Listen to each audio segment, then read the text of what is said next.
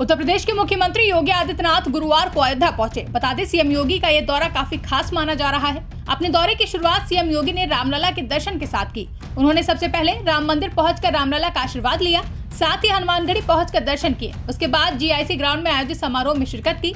इस दौरान मुख्यमंत्री योगी आदित्यनाथ ने अयोध्या वासियों को लगभग 1000 करोड़ की परियोजनाओं की सौगात भी दी।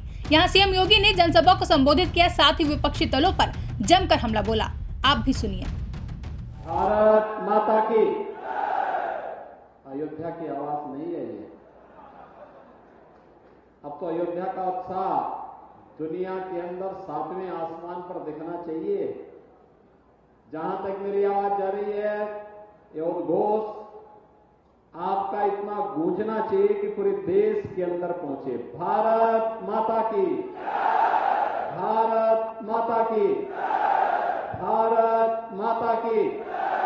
वंदे वंदे वंदे। जय श्री राम। जय जय श्री राम। अयोध्या की सैकड़ों करोड़ रुपए की परियोजनाओं के लोकार्पण कार्यक्रम में आज इस समारोह में उपस्थित यहां के लोकप्रिय सांसद श्री लल्लू जी महाराज, जिनका आपने भी भाषण सुना है,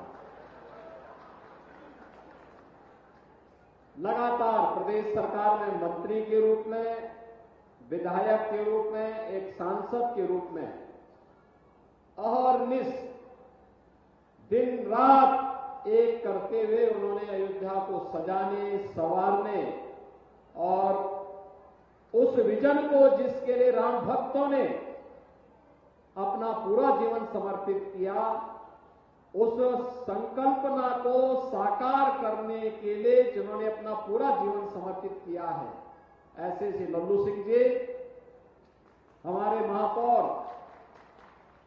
जिन्होंने महापौर बनने के बाद अयोध्या के सजाने, संवारने और स्वच्छता के एक नए मानक को स्थापित अयोध्या के माध्यम से किया है, ऐसे पंडित गिरीशपति त्रिपाठी जी, जिला पंचायत अध्यक्ष श्रीमती रोडी सिंह जी, अयोध्या के हमारे लोकप्रिय विधायक श्री वेद प्रकाश गुप्ता जी, माननीय विधायक बीकापुर डॉक्टर अमित चौहान जी, माननीय विधायक रुधौली रामचंद्र यादव जी, पूर्व महापौर ऋषिकेश उपाध्याय जी, भारतीय जनता पार्टी के जिला के अध्यक्ष श्री संजीव सिंह जी, महानगर अध्यक्ष कमलेश श्रीवास्तव जी, पूर्व विधायक रामू प्रियदर्शी जी, पूर्व विधायक बाबा गोरखनाथ जी, लोकसभा के प्रभारी श्री कृष्ण शास्त्री जी,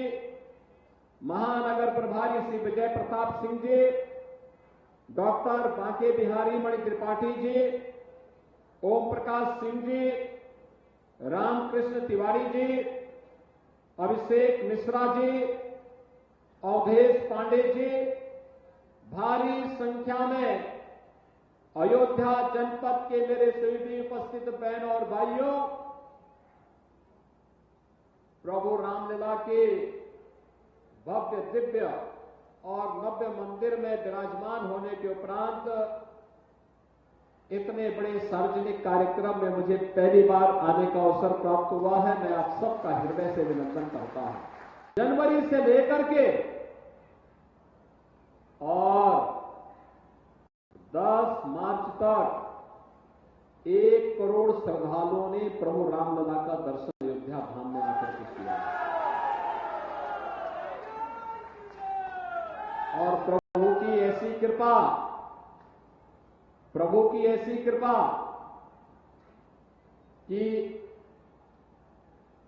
इतना शांतिपूर्ण तरीके से, इतना सौहार्दपूर्ण तरीके से दर्शन हो सके, सुगमता के साथ, सुरक्षित तरीके से, स्वच्छता तरीके से और आतिथ्य सेवा का भी अद्भुत उदाहरण अयोध्या धाम वासियों ने किया है।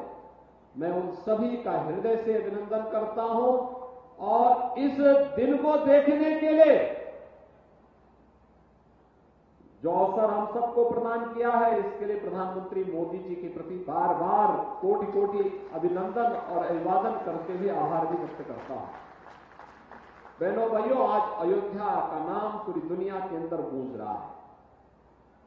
गूंज रहा है ना?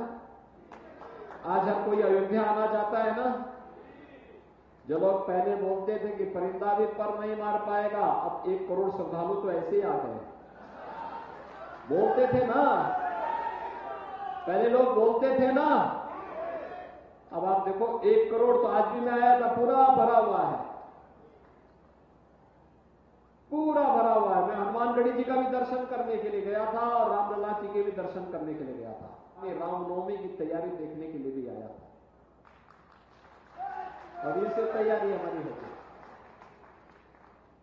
अयोध्या को दुनिया की सुंदरतम नगरी के रूप में स्थापित करना है। आप मुझे बताइए, अयोध्या के लिए कार्य हुआ है ना? आप मुझे बताओ, इस सपा की सरकार होती, क्या एयरपोर्ट बन गया होता क्या? अयोध्या में जो 4 लेन और 6 लेन की सड़कें बनी है, क्या समाजवादी पार्टी बना पाती क्या? क्या उम्मीद करते हैं क्या? ये सुरक्षित माहौल और स्वच्छता का जो मानक आपने अयोध्या में देखा है, क्या ये सपा, बसपा या कांग्रेस के लोग दे पाते क्या? और आज अयोध्या आने के लिए देश और दुनिया का हर श्रद्धालु आतुर दिखाई दे रहा है। क्या उनके कारण क्या? इस सपा बसपा के कारण या सपा कांग्रेस के कारण संभव था क्या? आज तो दुनिया, हर व्यक्ति, जिसके मुंह से सुनो, देश के अंदर, दुनिया के अंदर, गांव का व्यक्ति हो, शहर का व्यक्ति हो, उद्योगपति हो, कर्मचारी हो, श्रमिक हो, राजनेता हो या फिर नौकरशाह हो, हर व्यक्ति एक ही बात कहता है कि अयोध्या धाम का दर्शन करना चाहते हैं। हर व्यक्ति की एक ही इच्छा है। और आप तो साक्षात अयोध्या के वासी हैं। आपका जन्म और जीवन और पूरी पीढ़ी तर गई कि आपको वह दिन देखने को मिला। 500 वर्षों से जिस दिन की प्रतीक्षा थी, वह दिन आज डबल इंजन सरकार के कारण आपको देखने को मिल रहा है। और इसीलिए आनंद से भाव विभोर होकर के हम सबको अपने जन्म और जीवन को धन्य मानना चाहिए कि हम जन्म और जीवन दोनों हमारा धन्य हुआ और अब अयोध्या एक नई प्रगति की दिशा में आगे बढ़ सकी है। आपने देखा होगा, इतनी चौड़ी सड़कें, जिधर जाइए आप 4 लेन 6 लेन की सड़क, दिव्य और भव्य अयोध्या, नव्य अयोध्या। और इस दिव्य और भव्य और नव्य अयोध्या के लिए कुछ नई सौगात लेकर के आए हैं। बहनों और भाइयों, अयोध्या के लिए डबल इंजन सरकार 32,000 करोड़ रुपए की परियोजनाओं का कार्य कर रही है या करा चुकी है या करा रही है। अकेले एयरपोर्ट को आप देखिए, इंटरनेशनल एयरपोर्ट, कोई सोचता था इतना बड़ा एयरपोर्ट अयोध्या में बनेगा? आज इतनी ज्यादा फ्लाइट, जहां से देखो हर व्यक्ति चाहता, हम भी एक फ्लाइट चलाना चाहते हैं, हम भी एक नई फ्लाइट के साथ आना चाहते हैं। नए होटल आ रहे हैं, रेस्टोरेंट बन रहे हैं, टैक्सी की सेवा बढ़ रही है, गाइड का प्रशिक्षण हो रहा है और 4 लेन और 6 लेन की सड़कें जहां से देखो अयोध्या को जोड़ते हुए दिखाई देते हैं। और इसीलिए हम लोगों ने कहा था ना कि अयोध्या को दुनिया की सबसे सुंदरतम सिटी के रूप में विकसित करेंगे। आज परिकल्पना साकार हो रही है। उसी को साकार करने के लिए हम लोगों ने यहां पे 2017 में दीपोत्सव का भव्य आयोजन किया था। हम लोग जब दीपोत्सव का आयोजन करते थे, लोग बोलते थे ये तो एक औपचारिकता है। हम कहते थे औपचारिकता नहीं है, ये भगवान राम के आगमन के पहले की तैयारी है। चिंता मत करो, ये जो कुछ भी हो रहा है प्रभु के आगमन के पूर्व की तैयारी की जा रही है। अयोध्या वासियों को उसके लिए मानसिक रूप से तैयार किया जा रहा है। और मैं तो हमेशा आता था प्रधानमंत्री जी हमेशा पूछते थे अयोध्या में क्या हो रहा है, और देखो दीपोत्सव के कार्यक्रम में प्रधानमंत्री जी स्वयं आए थे। इस वर्ष तो 54 देशों के राजदूत भी आए थे। नया घाट, राम जी की पेड़ी, क्या भव्य और दिव्य रूप में हम सबके सामने है। कोई कल्पना करता था ऐसे होगा? राम पथ, भक्ति पथ, धर्म पथ, कोई सोचता था ऐसा होगा? और सीढ़ी बाजार से जो फ्लाईओवर बने हैं, मल्टी लेवल पार्किंग बने, कोई सोचता था अयोध्या में ऐसा होगा? एक भी व्यापारी उजड़ा नहीं, सबका पुनर्वास हुआ और सबका व्यवसाय भी कई गुना बढ़ा। जब मैंने वेद प्रकाश गुप्ता से पूछा अपने विधायक जी से, मैंने कहा क्या जब लोग हम सड़क चौड़ीकरण कर रहे थे तब लोग कुछ विरोध कर रहे थे और आज उनका व्यवसाय कितना बढ़ा? उन्होंने कहा 50 गुना बढ़ चुका है, 50 गुना। भाइयों बहनों, ऐसी प्रगति होती है और आज अयोध्या को कुछ नया देने के लिए आए हैं। लगभग 1100 करोड़ रुपए की परियोजनाएं, और इसमें भी सबसे महत्वपूर्ण परियोजना है 40 मेगावाट के सोलर प्लांट का उद्घाटन और 40 का शिलान्यास। आप सोचिए, ये सोलर सिटी, अयोध्या तो सूर्यवंश की राजधानी थी। भगवान राम तो सूर्यवंश में पैदा हुए थे और सूर्यवंश की राजधानी देश की पहली सोलर सिटी बन रही है। इसकी भी मैं बधाई देने के लिए आज आपके पास आया हूं। यानी पहली सिटी दुनिया की सोलर सिटी बन रही है और वो अयोध्या धाम हमारा बन रहा है। अयोध्या धाम सोलर सिटी, भगवान सूर्य के ये रोशन से रोज जो धूप होगी, इसी से यहां की सड़कें जगमगाएंगी, स्ट्रीट लाइट जलेगी, लोगों के घरों में बिजली तो जलेगी, उसी सोलर लाइट से ही जलेगी। पैनल लगाए जा रहे हैं 40 मेगावाट का। इससे पहले भी प्रधानमंत्री से हम लोग उद्घाटन कराया था। ये जितनी सैकड़ों करोड़ रुपए की परियोजनाएं हैं इसलिए है जिससे अयोध्या धाम दुनिया की सुंदरतम नगरी के रूप में स्थापित हो। अयोध्या इसलिए भी हमारे लिए दुनिया की सुंदरतम नगरी के रूप में स्थापित करने का एक सपना है बहनों भाइयों, जिससे प्रधानमंत्री जी के विकसित भारत की संकल्पना को पूरा कर सके।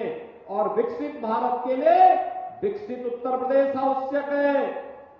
विकसित उत्तर प्रदेश के लिए विकसित अयोध्या और भव्य और नव्य अयोध्या आवश्यक है। आप सब सहमत हैं? सभी लोग सहमत हैं? क्या ये जो काम अयोध्या में हुआ है, क्या ये काम सपा और कांग्रेस के लोग करा पाते?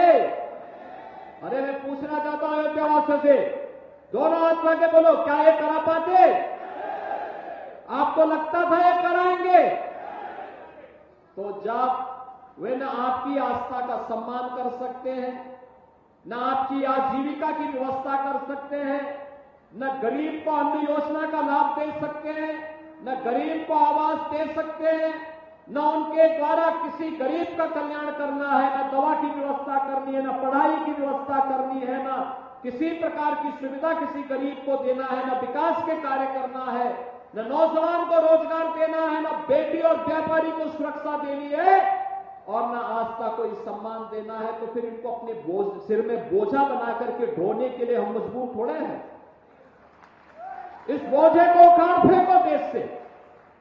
और इसी का आह्वान करने के लिए आया हूं। पूरा देश आज चिल्ला रहा है, एक ही आवाज में चिल्ला रहा है, उत्तर दक्षिण पूर्व पश्चिम एक ही आवाज है कि फिर एक बार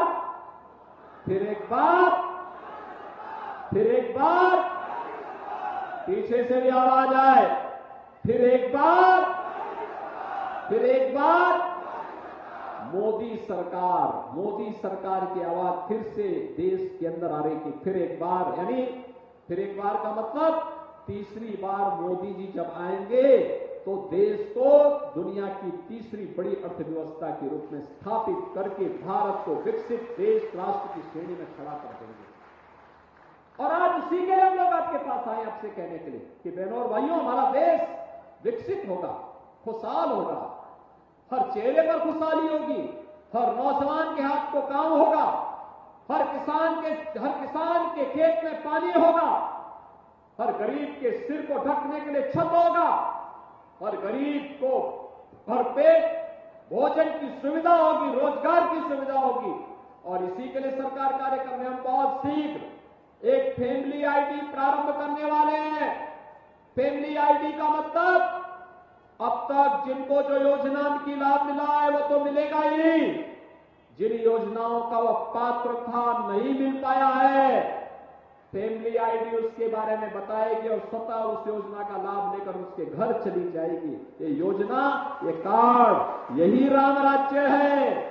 और उसी राम राज्य को आने के लिए आज हम सब आपके बीच आए हैं। और इसीलिए लल्लू जी महाराज से मैंने कहा, देश को छोड़ो, केवल पहले अयोध्या धाम में ही बैठ करके अब जनता जनार्दन के बीच में जाकर के इन उपलब्धियों के साथ जाइए। लल्लू महाराज से सब खुश है ना?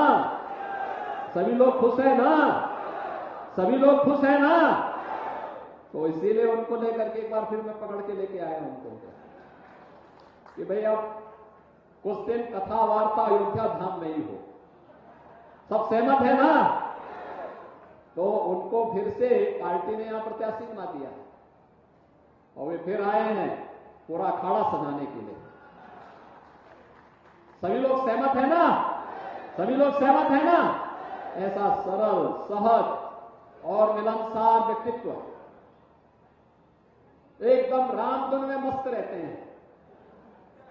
पूरे देश के अंदर जाते हैं कि पहचान बोल रखते हैं अयोध्या का। और उन्हीं के प्रस्ताव पर हम लोगों ने नाम भी बदल करके अयोध्या रख दिया, जिले का नाम भी और कमिश्नरी का नाम भी। देखो, प्रभु सारा काम कराते रहते हैं अपना। माध्यम कोई बनेगा, सांसद, विधायक, महापौर, जिला पंचायत अध्यक्ष, ये लोग बनेंगे माध्यम, लेकिन काम तो प्रभु का ही होता है। राम मंदिर का फैसला होना था, प्रभु ने पहले प्रेरणा दे दी दीपोत्सव में कि दीपोत्सव करा रहे हो तो कम से कम नाम तो ठीक कर लो पहले। अयोध्या रख दिया था ना नाम, और अयोध्या नाम रखने से बड़ा फायदा हो गया था जिसको नाम। और अब अयोध्या नाम रखने पर, जब अयोध्या नाम है, जिले का भी, कमिश्नरी का भी, नगर निगम का भी, तो फिर प्रभु को तो विराजना ही विराजना था फिर तो। और अयोध्या के मेरे बहनों और भाइयों, आपको बहुत बहुत बधाई और अभिनंदन करता हूं। आतिथ्य सेवा का जो अनुपम उदाहरण आपने प्रस्तुत किया, अद्भुत उदाहरण प्रस्तुत किया, पूरा देश अभिभूत है अयोध्या वासियों के व्यवहार से। हर व्यक्ति अभिभूत है।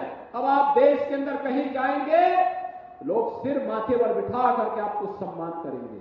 और इस बात के लिए सम्मान करेंगे क्योंकि अयोध्या ने आतिथ्य धर्म का निर्वहन करके प्रभु राम लला के आगमन के विराजमान होने के बाद जिस अद्भुत उदाहरण को यहां प्रस्तुत किया, नई अयोध्या, नव्य अयोध्या को बनाने में जो योगदान किया है, वो सचमुच पूरे देश को अपनी ओर आकर्षित करता है। आज के इस अवसर पर इन सभी परियोजनाओं के लिए मैं एक बार फिर से अयोध्या वासियों को बधाई देता हूं, आपको आश्वस्त करता हूं, ये डबल इंजन की सरकार आपके साथ कदम से कदम मिला करके चल करके आपके विकास के लिए, आपकी सुरक्षा के लिए, आपकी समृद्धि के लिए और आपका स्थान, आस्था का सम्मान करने के लिए पूरी प्रतिबद्धता के साथ कार्य करेगी। आप सबको होली की मंगलमय शुभकामनाएं। धन्यवाद। जय हिंद, जय जय Shri Ram. Bureau report, India public खबर। फिलहाल के लिए इस खबरों में बस इतना ही। देश और दुनिया की ऐसी ही तमाम बड़ी खबरों के लिए हमारे YouTube चैनल को सब्सक्राइब करें और बने रहें इंडिया पब्लिक खबर के साथ।